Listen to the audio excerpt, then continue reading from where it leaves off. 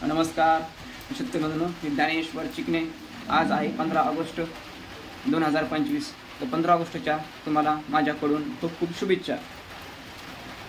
आज सध्या तुम्ही पाहू शकता आहे पाऊस सुरू आहे, बाहेर रिमझिम पद्धतीचा पाऊस आहे। रात्री 3 वाजल्यापासून पाऊस सुरू आहे इथे पण, आणि बीड जिल्ह्यामध्ये सुद्धा पाऊस सुरू आहे। त्याचबरोबर लातूर जिल्ह्यामध्ये, धाराशिव जिल्हा, सोलापूर जिल्हा, तसेच नांदेड, यवतमाळ या जिल्ह्यामध्ये, परभणी जिल्ह्यामध्ये सुद्धा पाऊस सुरू आहे। आणि काही जालना जिल्ह्याचा दक्षिणेकडच्या भागामध्ये पाऊस सुरू आहे। उत्तर भागामध्ये पाऊस सध्या तरी अजून सुरू नाही आहे, पण उत्तर भागामध्ये सुद्धा पाऊस पडण्याची शक्यता आहे। ह्या भागामध्ये पाऊस सुरू आहे, पण ह्या भागामध्ये जर पाहिलं तर ह्या भागामध्ये आता उघडीप केव्हा मिळणार, म्हणजे सूर्यदर्शन केव्हा होणार, पण सूर्यदर्शन पूर्णतः होणार नाही ह्या भागामध्ये। जे आता ह्या भागामध्ये पाऊस सुरू आहे ते आपण नावं सांगितलेल्या जिल्ह्यामध्ये, त्या भागामध्ये पूर्णतः सूर्यदर्शन, म्हणजे त्यामध्ये सूर्यदर्शन झाल्याच्या नंतर त्यामध्ये चांगलं चकाप सूर्यदर्शन असं होणार नाही। ऊन सावलीचा खेळ सुरू होणार आहे दुपारच्या नंतर। ह्या भागामध्ये सूर्यदर्शन होईल दुपारच्या नंतर। ऊन सावली त्यामध्ये अशा मोठ्या क्षेत्रावर सूर्य, म्हणजे चांगले चकाप असं सूर्यदर्शन होणार नाही आहे, ही अजून तुम्हाला डबल सांगतो। आणि ज्या भागामध्ये अजून पाऊस नाही आहे, की जे बुलढाणा जिल्हा, अमरावती जिल्हा, अकोला जिल्हा, वाशिम जिल्हा, नाशिक विभागामध्ये नाशिक जिल्हा, जळगाव जिल्हा, धुळे जिल्हा, अहिल्यानगरचा दक्षिणेकडचा उत्तरेकडचा भाग, अहिल्यानगरचा उत्तरेकडचा भाग, ह्या भागामध्ये अद्याप सध्या जर पाहिजे तर अजून सध्या पाऊस तिथे नाही आहे, पण ह्या भागामध्ये सुद्धा पाऊस पडणार आहे। शेतकऱ्यांना सांगू इच्छितो की मी तिथे सुद्धा पाऊस पडणार आहे, आणि पाऊस हा उद्यापर्यंत राहणार आहे। 16 तारखेपर्यंत पाऊस राहणार आहे, चांगल्या स्वरूपामध्ये राज्यामध्ये पडणार आहे 16 तारखेपर्यंत। त्यामुळे शेतकऱ्यांनी काय घाबरायचे नाही, पण पावसाचं स्वरूप जे असेल ते हलका ते मध्यमच पाऊस पडणार आहे। तर काही एखाद्या ठिकाणी जोरदार सुद्धा स्वरूपाचा पडू शकतो पाऊस, पण शेतीला उपयुक्त पाऊस हा आहे।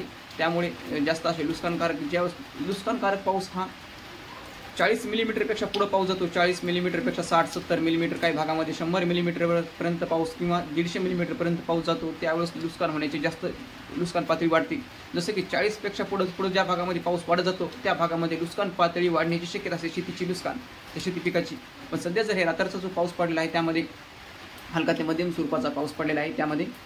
आणि ह्या भागामध्ये आता सूर्यदर्शन कधी होणार, ह्या भागामध्ये सूर्यदर्शन दुपारच्या नंतर आपण सांगितलेलं आहे। पण पाऊस जे आहे ते ह्या जिल्ह्यामध्ये, जे उत्तर महाराष्ट्रामध्ये, अमरावती विभाग, नाशिक विभागामध्ये ह्या पाऊस आज पण हलका ते मध्यम स्वरूपाचे, तर एखाद दोन ठिकाणी जोरदार स्वरूपाचा सुद्धा पाऊस पडणार आहे। आणि नाशिक विभागामध्ये अत्यंत पावसाची गरज आहे। नाशिक विभागामध्ये नाशिक, धुळे, जळगाव, नंदुरबार या जिल्ह्यामध्ये पाऊस 20-25 दिवसापासून काही भागामध्ये नाही आहे, म्हणजे, आणि काही भागामध्ये पाऊस आहे पण तिथे पण साधारण पडलेला, काही भागामध्ये नाही। पण यावर्षी काय झालं दिसतं, ह्यावर्षी पावसाचं स्वरूप जे आहे, पावसाचं स्वरूप अवेळी पाऊस, त्यामध्ये जिथे पडला तिथेच खूप पाऊस, जिथे कमी पडला तिथे कमीच पाऊस, अशा स्वरूपामुळे शेतकऱ्यांची जास्त ह्यावर्षी जास्त परेशानी होत आहे, पिकांचं सुद्धा नुकसान काही भागामध्ये होत आहे।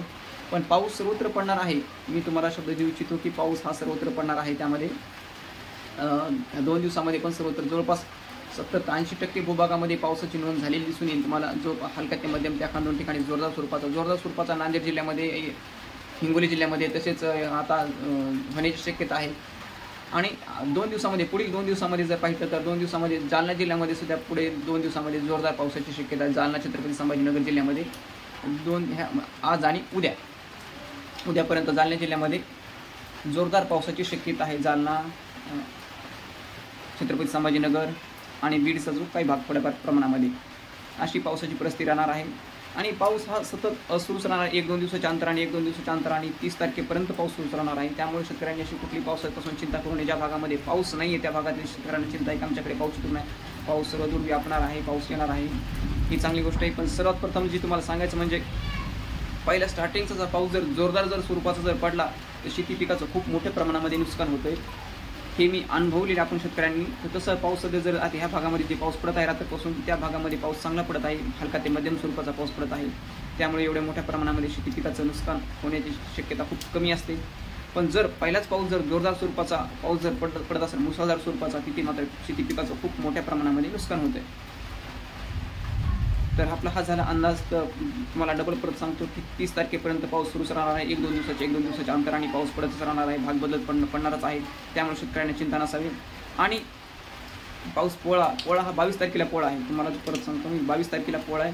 तर परत अजून 21 तारखेपासून पाऊस सुरू होणार आहे. 21, 22 आणि 23 तारखेला कदाचित 20 तारखेला पण पाऊस काही भागामध्ये वाढणार. आता ज्यामध्ये काही भागामध्ये पाऊस 20ला सुद्धा वाढू शकणार, काही भागामध्ये 21ला वाढणार, काही भागामध्ये 22ला वाढणार, काही भागामध्ये 23ला वाढणार, काही भागामध्ये 22 पासूनच पाऊस कमी होणार, अशा पद्धतीचं राहणार आहे. म्हणजे 20, 21, 22 आणि 23 या तारखेला जोरदार स्वरूपाच्या पण पावसाची शक्यता आहे. पोळ्याला खूप मोठ्या प्रमाणामध्ये पोळ्या दिवशी राज्यामध्ये पावसाची शक्यता आहे. 22 तारखेला खूप मोठ्या प्रमाणामध्ये राज्यामध्ये पाऊस पडणार आहे, हे पण तुम्ही लक्षात घ्या.